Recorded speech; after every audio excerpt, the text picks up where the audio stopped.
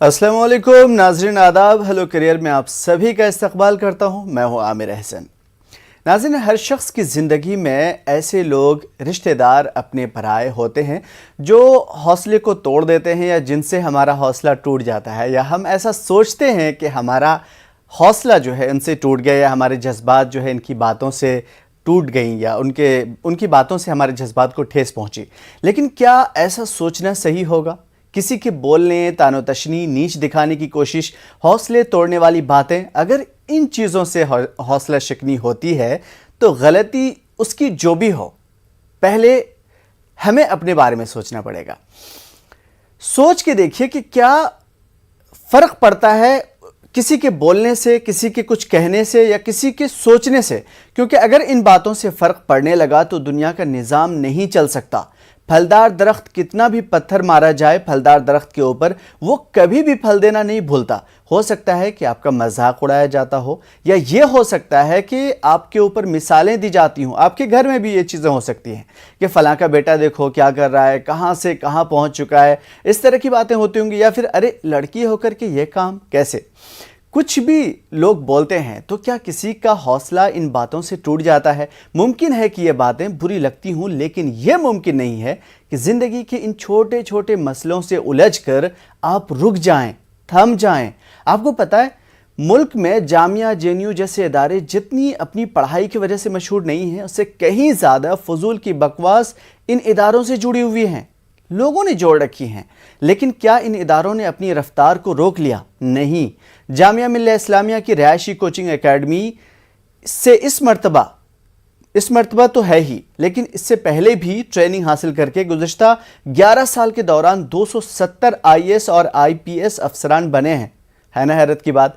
इन 270 अफसरान के अलावा 403 दीगर अफसरान ऐसे भी हैं जिन्होंने रियासती सतह की पब्लिक सर्विस कमीशन जो होते हैं, जैसे MPSC, BPSC वगैरह के इम्तिहानात क्वालिफाई किए हैं। और 2022 में कुल 23 RCA तलबा जो है UPSC में पास होकर के आए हैं।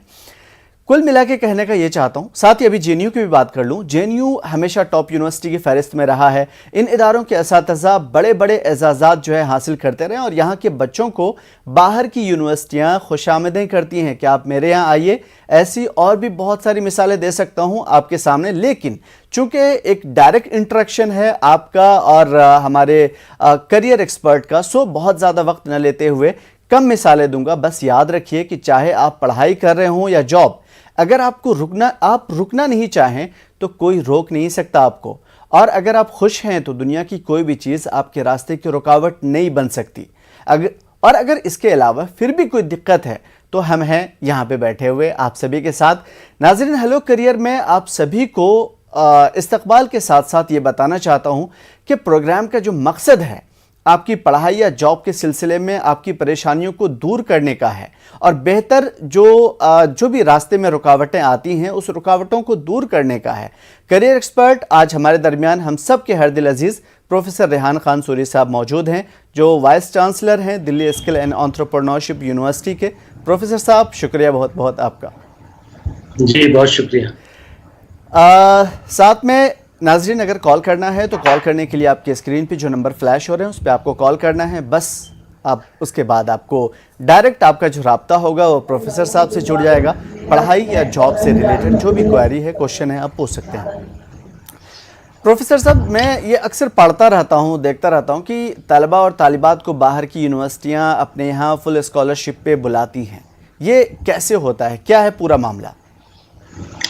देखिए, सबसे पहली जो चीज़ मैं बताना चाहता हूँ, आपने बल्कि मैं मुबारकबाद देता हूँ आपको कि आपने इतना अच्छा मौजू आज चुना है, ख़ास तौर से जो बाहर की यूनिवर्सिटीज़ में जाके पढ़ाई होती है। जिस तरह की स्कॉलरशिप्स की आप सवाल पूछ रहे हैं, मैं सवाल का जवाब ज़रूर दूंगा, लेकिन उससे पहले ये बताना चाहते हैं कि अभी 2 दिन पहले QS वर्ल्ड रैंकिंग आई है, जिसमें हिंदुस्तान की कुछ इंस्टीट्यूट्स हैं जो 200 टॉप 200 में हैं। बाकी जैसे कुछ हम बात करें जिसमें जाहिर है एक पेंडेमिक का दौर रहा पिछला, काफ़ी उसका असर भी नज़र आ रहा है इस रैंकिंग पे हमारी यूनिवर्सिटीज़ का। जैसे दिल्ली यूनिवर्सिटी, JNU, जामिया जो 600 से 800 के रैंक में थी, अब 800 से 1000 के रैंक में। इस तरह की चीज़ है, लेकिन अपने आप में टॉप 200 की रैंकिंग में आना या टॉप 1000 की रैंकिंग में आना भी एक बहुत बड़ी चीज़ है। तो इससे आप अंदाज़ा लगा सकते हैं कि अगर आपको टॉप 100 या टॉप 50 यूनिवर्सिटीज़ में पढ़ने का मौका मिले तो आपको बाहर जाना पड़ेगा, क्योंकि हिंदुस्तान के चंद इदारे हैं जो टॉप 200 में आते हैं और उनकी भी रैंक बहुत सारों की तो 100 के बाद है, 1 या 2 इदारे ऐसे हैं जिनकी रैंक टॉप 100 में आती है। तो आप ये देखिए कि अगर आप अपनी एक ऐसी एजुकेशन लेना चाहते हैं जो ग्लोबल सतह पे एक माना फेज जिसको कह सकते हैं, जिसकी बेस्ट रैंकिंग है, जिसकी बेस्ट एजुकेशन है, तो आपको बाहर जाना पड़ेगा। ये सबसे अहम बात है। मैंने इसलिए ये बताई कि इसकी अहमियत को भी हमें समझना चाहिए कि बाहर पढ़ने जाना सिर्फ बाहर जाना नहीं है। बाहर पढ़ने जाने का मकसद ये है कि हमें एक आला तरीन बेस्ट एजुकेशन और उस बेस्ट इंस्टीट्यूशन में हम पढ़ने जा सकते हैं। इसके 2 तरीके हैं। जब भी किसी को बाहर जाना हो तो जाहिर है इंस्टीट्यूशन वाइज आप सेलेक्ट करते हैं, आपको पता होता है ये इंस्टीट्यूट टॉप रैंकिंग में है, जैसे नंबर 1 पे MIT है, और टॉप रैंकिंग में आप सब नाम बड़े जानते हैं, ऑक्सफोर्ड, हार्वर्ड, कैम्ब्रिज, और आपकी बहुत सारी यूनिवर्सिटीज़ हैं। पब्लिक यूनिवर्सिटीज़ की बात करें तो यूनिवर्सिटी ऑफ ब्रिटिश कोलंबिया और बहुत सारी यूनिवर्सिटीज़ हैं, जर्मनी की यूनिवर्सिटी ऑफ अप्लाइड साइंसेज। और इस तरह से अगर देखेंगे तो बहुत सारी ऐसी यूनिवर्सिटीज़ हैं जो US और UK के अलावा, कनाडा के अलावा आपके और बहुत सारे ममालिक हैं, जैसे जर्मनी एक बहुत अच्छा डेस्टिनेशन है। इसके अलावा आप देखें तो Hong Kong university of science and technology एक अपने आप में बड़ी यूनिवर्सिटी है। ताइवान एक बहुत अच्छा डेस्टिनेशन हो सकता है। मलेशिया एक बहुत अच्छा डेस्टिनेशन है। तो इस तरह की जो अच्छी यूनिवर्सिटीज़ हैं उनको आप आइडेंटिफाई कर सकते हैं। और जाहिर है एक अच्छी, क्योंकि सबसे बड़ा कंसर्न हमारा जब हम बाहर जाने की बात करते हैं तो कॉस्ट होता है, मतलब एक फीस होती है जो एक बहुत हाई, अगर आप जो बड़े इंस्टीट्यूशंस हैं और ख़ासतौर से जो ये बड़ी यूनिवर्सिटीज़ हैं जो पब्लिक यूनिवर्सिटीज़ नहीं है, प्राइवेट यूनिवर्सिटीज़ और टॉप यूनिवर्सिटीज़ में आती हैं, वो बहुत महंगी हैं। मिसाल के तौर पे अगर आप MBA करने जाना चाहते हैं कैम्ब्रिज या ऑक्सफोर्ड, तो आपको तकरीबन 80-90 लाख 1 करोड़ रुपए की फीस देनी पड़ेगी साल की। तो जब आप इसकी वजह से आपको स्कॉलरशिप चाहिए, जैसे अभी मिसाल के तौर पे जो बच्ची एक उज़मा है जिसने MSc यहाँ से किया, MSc इलेक्ट्रॉनिक्स जामिया से, और उसको यूनिवर्सिटी ऑफ ले से स्कॉलरशिप मिली। तो जब भी आप किसी प्रोग्राम में अप्लाई करते हैं तो देखिए सबसे ज़्यादा आपको स्कॉलरशिप के चांसेस जो होते हैं या फेलोशिप के चांसेस होते हैं वो होते हैं जब आप मास्टर्स विद रिसर्च या PhD के लिए अप्लाई करते हैं। उसके बाद जनरल मास्टर्स भी होते हैं जो विदाउट रिसर्च मास्टर्स होते हैं, मिसाल के तौर पे MSc है या MBA है या MTech है, कोई MS है। तो इस तरह के अगर आप अप्लाई करते हैं तो इनकी एक ट्यूशन फी होती है। तो ट्यूशन फी में आपके पास ऑप्शन होता है कि आप फुल स्कॉलरशिप के लिए अप्लाई कर सकते हैं। जब आप अप्लाई करते हैं तो अलग अलग तरह के अलग अलग यूनिवर्सिटीज़ के अपने कहते हैं कि पैरामीटर्स होते हैं, एलिजिबिलिटी कंडीशंस होती हैं जिसमें वो तो उसमें सिर्फ आपकी सबसे पहली जो चीज़ है वो आपका एकेडमिक क्रेडेंशियल्स। अगर आप बैचलर्स के लेवल पे मतलब आपकी पासिंग है या मास्टर्स के लेवल पे है तो मास्टर्स में आपके क्या मार्क्स हैं, या बैचलर्स में आपने एकेडमिक आपके क्रेडेंशियल्स क्या है, वो सबसे पहली चीज़ होती है। दूसरी ये होती है कि एक ग्लोबल किसी टेस्ट का स्कोर, वो भी मैटर करता है बहुत सारी स्कॉलरशिप्स के लिए कि आपका स्कोर क्या है। जैसे मिसाल के तौर पे GRE है, GMAT है, TOEFL है, जैसे आइल्स का भी एक स्कोर मैटर करता है, लेकिन उसमें भी आपको एक मिनिमम स्कोर कहते हैं कितना स्कोर होना चाहिए। उसके बाद इंपॉर्टेंट चीज़ होती है आपका स्टेटमेंट ऑफ पर्पस क्या है। उसके अलावा आपकी बहुत सारी ऐसी जो अगर आपने कम्युनिटी वर्क किया हुआ है, आपने वॉलंटियरिंग की हुई है, आपने कुछ एक्स्ट्रा करिकुलर काम किया हुआ है, आपने कोई रिसर्च पेपर एक्स्ट्रा लिखा हुआ है, ये बहुत सारी चीज़ें डिपेंड करती हैं आपकी रिकमेंडेशन पे कि आपकी स्कॉलरशिप कितनी होगी। और जब ये ओवरऑल एक आपका जब एक प्रोफाइल तैयार हो जाता है उसके बाद आपको स्कॉलरशिप कहीं 100% मिलती है, कहीं 80% मिलती है, कहीं 50% मिलती है। ये डिपेंड करता है कि आप किस क्राइटेरिया में आते हैं। तो अगर आपको स्कॉलरशिप किसी को भी लेनी होती है तो उन बच्चों के लिए स्कॉलरशिप आसान होती है जो बच्चे एकेडमिकली भी अच्छे होते हैं। उसके अलावा स्कॉलस्टिकली लाइक को curricular activity, extra curricular activity में भी बच्चे जो अच्छा कर रहे होते हैं उनको भी स्कॉलरशिप के चांसेस बहुत होते हैं। और ग्लोबल जो जितने एग्जाम्स होते हैं, कुछ टेस्ट हैं जैसे मैंने बताया मिसाल के तौर पे GRE, GMAT, इनका स्कोर भी बहुत मैटर करता है आपकी स्कॉलरशिप के लिए। बिल्कुल प्रोफेसर साहब, जैसे आपने कहा कि उज़्मा अभी बच्ची जो है जाने वाली है या शायद जा चुकी होगी, उसे 6 यूनिवर्सिटियों से जो है मतलब बुलाया गया, बहुत बड़ी बात है। इस तरह की बहुत सारे तलबा और तालिबात हैं, तो मैं ये कहना चाहता हूँ कि जो अप्रोच है वो किस तरीके से होगा। अगर एक बच्चे को अभी मन में जो है आया है कि उसे जाना है, मान लीजिए वो ग्रेजुएशन कर रहा है, वो मास्टर्स के लिए जाना चाह रहा है, तो क्या करना पड़ेगा, किस किस तरीके से उस जो मराहिल हैं वो किन मराहिल से गुजरना पड़ेगा? ऑनलाइन अप्लाई करना है या उस यूनिवर्सिटी के वेबसाइट पे जाके अप्लाई करना है, वो तरीका क्या होना चाहिए? जी, देखिए सबसे पहले तो आपको एक अपनी लिस्ट तैयार करनी चाहिए कि आप क्या करना चाहते हैं। बिल्कुल।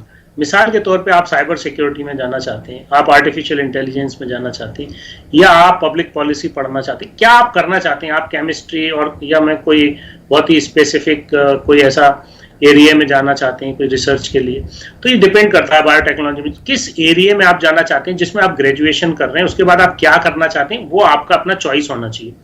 और चॉइस मैं ये कहूंगा कि चॉइस आपकी वो बिल्कुल बहुत जेन्युइन होनी चाहिए, जिसमें रियली आपको इंटरेस्ट है और आपको मकसद अपना पता होना चाहिए। This is number 1। नंबर 2, जब आपको ये पता चल जाता है तब आप ये चेक करते हैं कि इस तरह के प्रोग्राम्स किस किस यूनिवर्सिटी में है। तो आजकल बहुत आसान है, अगर आप जाहिर है आप कोई भी इंसान जब पढ़ने जाना चाहता है तो टॉप इंस्टीट्यूशन में जाना चाहता है, तो ज्यादातर टॉप इंस्टीट्यूशन आपको यूएस में मिलेंगे, या आपको कनाडा में मिलेंगे, या आपको यूके में मिलेंगे, या आपको ऑस्ट्रेलिया में मिलेंगे, या आपको और बहुत सारी ऐसी कंट्रीज हैं जैसे न्यूजीलैंड है, आयरलैंड है, जर्मनी है, ये वो जगह है, या फ्रांस एक बहुत अच्छा डेस्टिनेशन है।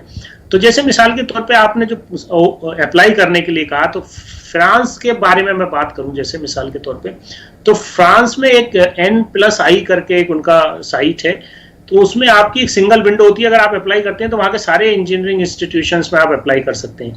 तो इस तरह की सबसे पहले आपको ये देखना होगा कि जो पब्लिक यूनिवर्सिटीज हैं उनके यहाँ बहुत सारी एक सिंगल विंडो भी होती है, वो भी एक तरीका हो सकता है। दूसरा तरीका ये होता है कि जाहिर है सारी वेबसाइट्स पे उनके जो एडमिशंस का जो अगर आप जाएंगे तो एडमिशन के आपको सेक्शन में अप्लाई करने का आपको सारा प्रोसीजर लिखा होता है, आप सिंपल अप्लाई कर सकते हैं। मलेशिया एक बहुत अच्छा डेस्टिनेशन है, खासतौर से वहाँ आपको अच्छा एक कल्चर मिलता है, वहाँ आपको टॉप यूनिवर्सिटीज भी मिलेंगी, हर तरह की यूनिवर्सिटी मिलेंगी। सिंगापुर एक बहुत अच्छा डेस्टिनेशन है, हांगकांग एक बहुत अच्छा डेस्टिनेशन है, ताइवान एक बहुत अच्छा, ये मैं वो डेस्टिनेशन बता रहा हूँ जो आपके बहुत करीब है।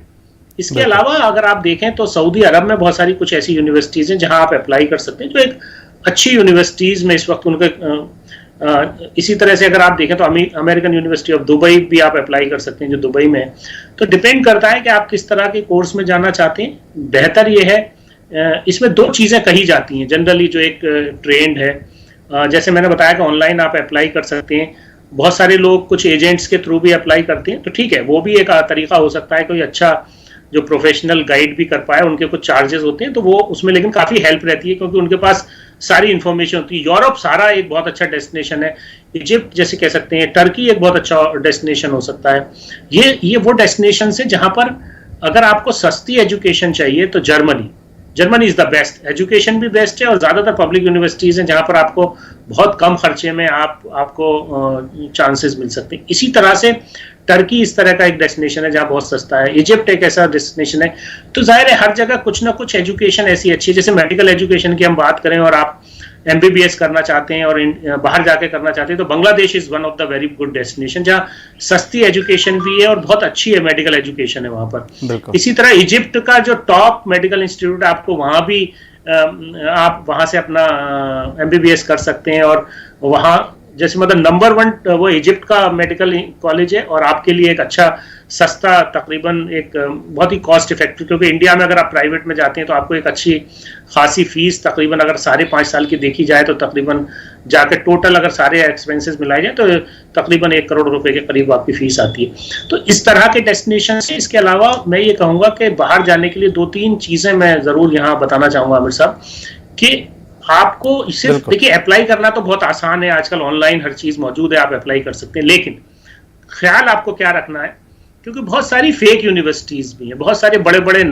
आपको नजर आती हैं, लेकिन आपको ये देखना है कि वो यूनिवर्सिटी वाकई में इस लायक है। उसकी वजह से आपको ये देखना होगा कि जिस कोर्स में आप जा रहे हैं वो कोर्स की रैंकिंग क्या है और जिस यूनिवर्सिटी में आप जा रहे हैं उस यूनिवर्सिटी की रैंकिंग क्या है, नंबर 1। नंबर 2, बेहतर ये है कि आप पब्लिक यूनिवर्सिटी चुनें।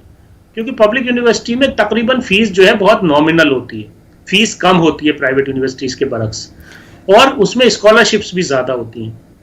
बिल्कुल कुछ डेस्टिनेशन ऐसे हैं। बिल्कुल बीच में इंटरप्ट करना चाहूँगा, जैसे कि आपने कहा, क्योंकि एक एक चीज़ को धीरे धीरे समझते हुए चलते हैं सर। जैसे आपने कहा कि बांग्लादेश एक बहुत अच्छा ऑप्शन है, वहाँ जाकर के आप कम पैसे में वहाँ पढ़ सकते हैं, बिल्कुल मेडिकल के फील्ड में। इजिप्ट है, तो ये इजिप्ट वगैरह में हमें बहुत सती है, लेकिन मैं पूछ लेना चाहता हूँ, इजिप्ट वगैरह में आमतौर पे क्या, या बांग्लादेश में क्या खर्च आता होगा? देखिए, ये बहुत स्पेसिफिकली कहना मुनासिब नहीं है, लेकिन अगर आप कुछ, मैं एवरेज के बता देता हूँ, मिसाल के तौर पे 30 से 35 लाख रुपए, 40 लाख रुपए मैक्सिमम। तो ये सस्ते डेस्टिनेशंस हैं। मैं इसलिए कह रहा हूँ, यूरोप एक बहुत अच्छा सस्ता डेस्टिनेशन है, खासतौर से जो मास्टर्स करना जाना चाहते हैं अपने, उनकी बहुत सारी यूरोप में यूनिवर्सिटीज हैं जहाँ पर बहुत आपको अच्छी भी यूनिवर्सिटी और सस्ती हो सकती है। जैसे मैंने आपको बताया, जैसे पब्लिक यूनिवर्सिटीज को अप्रोच करना चाहिए। किसी भी कंट्री में आप अगर जा रहे हैं तो उस कंट्री की पब्लिक यूनिवर्सिटी में अगर आप जाएंगे तो एक तो आपकी ऑथेंटिसिटी होती है, क्योंकि वो सरकारी यूनिवर्सिटी होती है, फिर उसकी फीस कम होती है, तो ये, और उसकी अगर रैंकिंग है और पब्लिक यूनिवर्सिटी है, तो आपके लिए बहुत अच्छा है कि आप ये ना देखें कि आप किस कंट्री में जा रहे हैं। और एक चीज और मैं कहना चाहूंगा कि देखिए, बहुत बार ऐसा होता है, आपको हर कंट्री के रूल्स भी देखना चाहिए। वीजा रूल्स क्या कहते हैं, स्टूडेंट वीजा रूल्स क्या है, वर्क वीजा उसमें क्या परमिट करता है, आप कोर्स करने के कितने दिन तक बाद तक आपको परमिशन मिलती है काम करने की, कोर्स के दौरान आपको कितनी परमिशन है, आप कितने घंटे आप काम कर सकते हैं। तो ये सब चीजें भी अगर देखेंगे तो आपके लिए बहुत बेनिफिट होता है। उसके अलावा ये भी देखना चाहिए कि कौन सी कंट्रीज ऐसी हैं जो अपने जैसे परमानेंट रेजिडेंसी होती है, यानी कि पीआर आपको देती हैं। तो पीआर देने में फायदा ये हो जाता है कि आप वहां रह के कुछ दिन काम कर सकते हैं, रह सकते हैं, और आप एक अच्छा, आप एनआरआई की हैसियत से अपना टाइम स्पेंड कर सकते हैं। और एक और अहम बात बस मैं ये कहना चाहूंगा कि देखिए, अगर, और ये बात जनरली अगर आप बात करेंगे जो फॉरेन एजुकेशन कंसल्टेंट्स है, वो यही कहते हैं कि अगर आप काबिल हैं, आप अच्छा एकेडमिक रिकॉर्ड है, आप पढ़ने में अच्छे हैं, तो आपके लिए जर्मनी एक बहुत अच्छा डेस्टिनेशन है, क्योंकि वहाँ पैसा कम खर्च होता है, पब्लिक यूनिवर्सिटीज हैं और टॉप यूनिवर्सिटीज हैं, लेकिन वहाँ एकेडमिक क्रेडेंशियल चाहिए आपको। आपका जो पैरामीटर होता है एडमिशन का, वो एकेडमिक क्रेडेंशियल्स पे ज्यादा होता है, आपको एकेडमिकली अच्छा होना पड़ेगा। इसी तरह से, यानी कि जैसे मतलब आपका 9 ग्रेड होने चाहिए, 9 पॉइंटर आपका होना चाहिए ग्रेजुएशन में, बिल्कुल। लेकिन अगर आप पैसे खर्च कर सकते हैं, आपके पास पैसा है और आपके पास बहुत ज्यादा आपका एकेडमिक क्रेडेंशियल बहुत हाई नहीं है, तो आयरलैंड एक बहुत अच्छा डेस्टिनेशन है, यूके बहुत अच्छा डेस्टिनेशन है, ऑस्ट्रेलिया बहुत अच्छा डेस्टिनेशन है। इस तरह के डेस्टिनेशंस हैं जहां पर आप, यूरोप एक बहुत अच्छा डेस्टिनेशन हो सकता है। तो मिसाल मतलब मैं इसलिए दे रहा हूं ये कि आपको ये समझना चाहिए कि मैं अगर एज ए स्टूडेंट देख रहा हूं तो मेरा अपना एकेडमिक क्रेडेंशियल्स कितने नहीं, क्योंकि आप अपने एकेडमिक क्रेडेंशियल्स को चेंज नहीं कर सकते। अगर आप पहले से, तो आपको उस हिसाब से अपना तैयारी करनी होगी कि आपके 9 पॉइंटर पे आप रहे, मतलब आपका 9 ग्रेड में आप अगर आते हैं तो आपके लिए अच्छे ऑप्शंस होते हैं। जितनी भी टॉप यूनिवर्सिटीज हैं वो 9 ग्रेड से ऊपर ही तकरीबन सबको कंसीडर करती हैं, वो स्कॉलरशिप हो, इवन एडमिशन के लिए भी। तो पहले एडमिशन मिलना इंपॉर्टेंट है, उसके बाद स्कॉलरशिप मिलना इंपॉर्टेंट है। तो दोनों चीजों को देखना चाहिए, और आपका स्टेटमेंट ऑफ पर्पस बहुत इंपॉर्टेंट होता है। आप एप्लीकेशन कैसे भर रहे हैं वो बहुत अहम हो जाती है। उसके लिए आपको अपने टीचर्स, अपना किसी सीनियर या कोई आप किसी को जानते हैं जो ऑलरेडी जिसने एडमिशन लिया है इस तरह की यूनिवर्सिटी में, उससे जरूर राब्ता करें, आप उससे समझें। हर यूनिवर्सिटी का अपना एक तरीका होता है इवेल्युएट करने का एडमिशन एप्लीकेशन को, सबके अपने अपने तरीके होते हैं, कोई भी थंब रूल नहीं है। ऐसा नहीं कह सकते कि आप ये करेंगे तो सब जगह आपका एडमिशन हो जाएगा। लेकिन जो बच्चे एकेडमिकली अच्छा कर रहे होते हैं, रिसर्च अच्छी कर रहे होते हैं, वॉलंटियरिंग अच्छी कर रहे होते हैं, कुछ इनोवेशन किया होता है उन्होंने अपनी लाइफ में, उनको बहुत पॉइंट्स मिलती है और उनका एडमिशन भी आसान होता है और उनको स्कॉलरशिप्स भी खूब मिलती हैं। बिल्कुल सर, एक बहुत ही ज़्यादा पूछे जाने वाले जो सवाल है वो मैं चाहता हूं कि पहले पूछ लूं, और लेकिन उससे पहले नाज़रीन से भी कह देना चाहता हूं कि आपको भी कोई आपके मन में आपके लिए या आपके बच्चों के लिए या जो भी आपके दोस्तों के लिए अगर कोई सवाल हो तो प्रोफेसर साहब से पूछ सकते हैं। यकीनन जो है प्रोफेसर रेहान कानसूरी साहब हरफन मौला हैं, आपके जॉब से रिलेटेड भी कोई क्वेश्चन हो तो आप पूछ सकते हैं। प्रोफेसर साहब, ये जानना चाह रहा था कि ये सारी चीज़ें सही है जो आपने बताया बहुत ही डिटेल में और बहुत ही खूबसूरत तरीके से, लेकिन ये जो परफॉर्मा है, क्राइटेरिया है, ख़ास तौर पे हर मुल्क में जाते हैं तो क्या वहाँ जाने के लिए उस मुल्क की जो कौमी ज़ुबान है उसका सीखना ज़रूरी है? ये थोड़ा सा सही क्वेश्चन मुझे लग रहा है, लेकिन फिर भी बहुत अच्छा सवाल, मैं चाहता हूँ बहुत अच्छा सवाल है। ये मैंने मिस कर दिया। बहुत अच्छा सवाल है आपका। देखिए, अगर आप फ्रांस जा रहे हैं मिसाल के तौर पे, तो फ्रेंच आपके लिए बहुत इंपॉर्टेंट रहती है, बल्कि वो 6 महीने ये पूरा एक कोर्स कराती हैं, जिसे ब्रिज कोर्स कहते हैं, जिसमें वो लैंग्वेज सिखाते हैं। तो अगर आपको पहले से फ्रेंच आती है तो आपके लिए बहुत अच्छा हो जाता है। सेम एज विद जर्मन, अगर आपको जर्मन आती है तो आपको बहुत वो बेनिफिट करती है, जबकि आप पढ़ाई अंग्रेजी में ही करेंगे, लेकिन आपके लिए वहाँ की लैंग्वेज जानना हमेशा आपके लिए एडिशनल एडवांटेज होती है। इसके अलावा जैसे लैटिन अमेरिका अगर आप जा रहे हैं तो स्पेनिश एक अच्छी लैंग्वेज हो सकती है। तो मुझे ये लगता है जिन बच्चों को भी बाहर जाना है, उनको जाहिर है अंग्रेजी तो अपनी अच्छी करनी है, लेकिन उसके साथ अगर फॉरेन लैंग्वेज भी कर लेते हैं तो हमेशा एक एडेड एडवांटेज होती है। और खासतौर से ऐसे डेस्टिनेशंस जहाँ पर नेटिव लैंग्वेज का बहुत इन्फ्लुएंस है, जैसे फ्रांस है, जैसे जर्मनी है, इसी तरह से लैटिन अमेरिका है पूरा आपका, तो वहाँ एक बहुत ही ज़्यादा इन्फ्लुएंस है उनकी लोकल या नेटिव उनकी जो लैंग्वेज होती है, तो उसका इसलिए आपको करना चाहिए। ओके, ये सारी चीज़ें तो हो गई। एक और चीज़ जो बहुत ज़रूरी मुझे लग रहा है कि जैसे बाहर के बच्चे यहाँ पे आते हैं, तो मैंने सुना है, ये कंफर्म नहीं है, मैं आपसे कंफर्म करना चाहता हूँ कि बाहर के बच्चे यहाँ बहुत ज़्यादा आते हैं, ख़ास तौर पे अफ्रीकी ममालिक से। उनको जो है वहाँ की गवर्नमेंट स्कॉलरशिप देती है। क्या इंडिया के बच्चे, हिंदुस्तान के बच्चे, हमारे मुल्क के बच्चे जब जाते हैं बाहर तो गवर्नमेंट देती है कोई स्कॉलरशिप?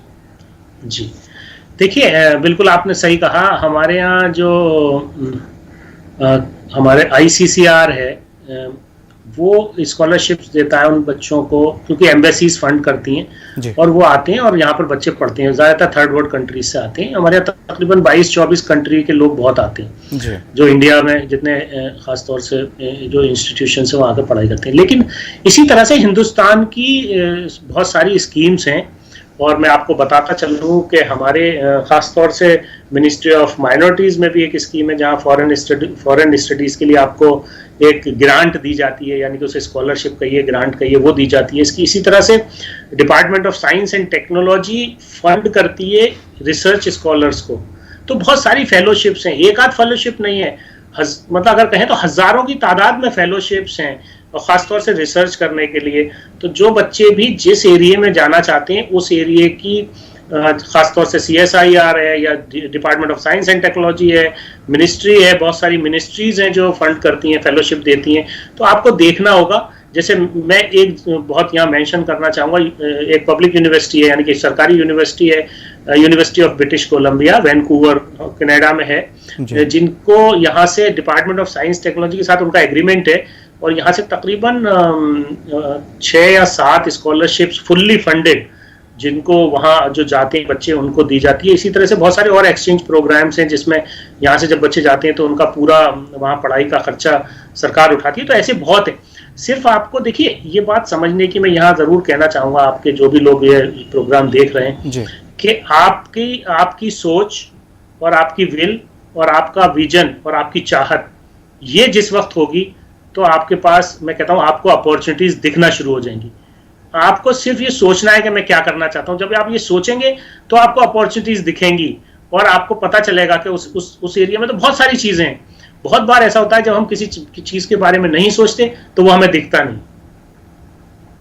जी, जैसे आपने कहा कि अगर आपके दिल में चाहत है तो जाहिर है कि रास्ते खुलते हुए चले जाएंगे। और जो बच्चे ज़्यादातर, चूँकि हम लोग भी उसी प्रोसेस से होकर के गुजरे हैं, लेकिन ग्रेजुएशन तक हमें वो चीज़ें मालूम भी नहीं थी, या फिर एक माहौल नहीं था कि अरे हमें जो है बाहर जाकर के कुछ स्पेशल करना है या फ़लाँ सब्जेक्ट को चूज़ करना है, उसमें आगे बढ़ते रहना है और कुछ अच्छा करना है।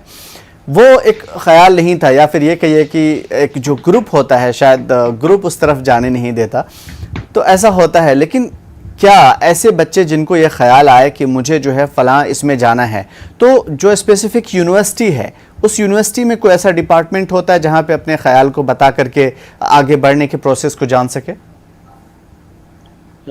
जिस यूनिवर्सिटी में एडमिशन लेना है उसके बारे में पूछ? नहीं, उस यूनिवर्सिटी में भी और जहाँ पढ़ रहे हैं वहाँ भी कोई ऐसा डिपार्टमेंट होता है जो बच्चों को बताता है या पूरी इंफॉर्मेशन देता है? देखिए, ज़्यादातर यूनिवर्सिटीज़ में जनरली डेलीगेशंस आते हैं। जैसे मिसाल के तौर पे जामिया में हम लोग बहुत सारे जब भी मैं रहा तो मैंने बहुत सारी यूनिवर्सिटीज़ के सेशंस कराए, सारी एम्बेसीज़ के सेशंस हम कराते थे, फ्रांस, ऑस्ट्रेलिया, जो वहाँ की एम्बेसीज़ होती थी उनको बुला के फॉरेन एजुकेशन के फेयर कराते थे, करियर फेयर। उससे पता चलता था बच्चों को कौन सी यूनिवर्सिटीज़ के क्या स्कीम्स हैं, क्या स्कॉलरशिप्स हैं, कैसे उसका तरीका है। सॉरी, जैसे नेशनल हमारे बहुत सारे MOUs थे यूनिवर्सिटीज़ के साथ, उनके हम सेशंस कराते थे। जैसे तैवान में NHTU है, वो डायरेक्ट एडमिशन देते थे हमारे स्टूडेंट्स को जामिया के।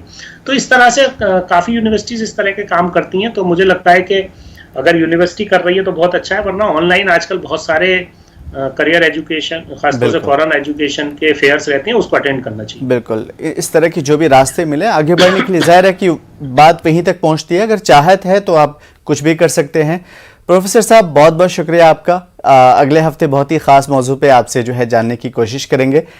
आज के लिए बहुत बहुत शुक्रिया आपका। और नाजरीन, आप सभी जो इतनी खूबसूरत तरीके से जो है प्रोफेसर साहब सुन रहे थे, आप सभी का भी शुक्रिया। मिलते हैं अगले हफ्ते। तब तक के लिए बस इतना कहना चाहता हूं कि अपने मन में डूब जा, पाजा सुराग़े ज़िंदगी। अपने मन में डूब कर पाजा सुराग़े ज़िंदगी। तू अगर मेरा न बनता, न बन अपना तो बन। आदाब।